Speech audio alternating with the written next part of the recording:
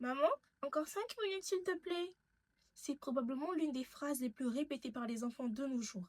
5 minutes pour regarder une vidéo, 5 minutes pour terminer un jeu, 5 minutes qui peuvent devenir 1 heure, 2 heures, puis 3 heures. Mesdames et messieurs, derrière cet écran, une question mérite d'être posée. Qui contrôle le temps de nos enfants? Eux ou leurs écrans? Je défends, oui, qu'il faut limiter le temps d'écran des enfants.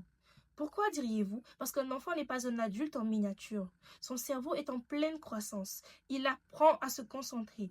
Il apprend à gérer ses émotions. Il apprend à distinguer l'essentiel du superflu.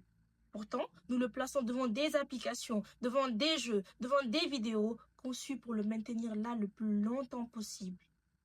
Soyons honnêtes, même nous adultes avons du mal à poser notre téléphone. Alors comment pouvons-nous exiger d'un enfant qu'il fasse mieux? Le problème, ce n'est pas l'écran. C'est qu'un enfant doit lutter contre un dispositif mis en place par des milliers d'experts pour le maintenir le plus longtemps possible connecté. Alors oui, il faut limiter le temps d'écran des enfants. Non, ce n'est pas lui priver de plaisir, c'est de lui donner du temps. Du temps à passer avec sa famille, du temps pour jouer avec ses amis, du temps pour courir, pour trébucher, pour tomber, pour se relever, pour imaginer, pour créer, pour apprendre autrement. Limiter le temps d'écran d'un enfant, ce n'est pas l'empêcher d'atteindre une vue future. Non. Limiter le temps d'écran d'un enfant, c'est de lui donner la possibilité, plus tard, d'être le maître de ses choix.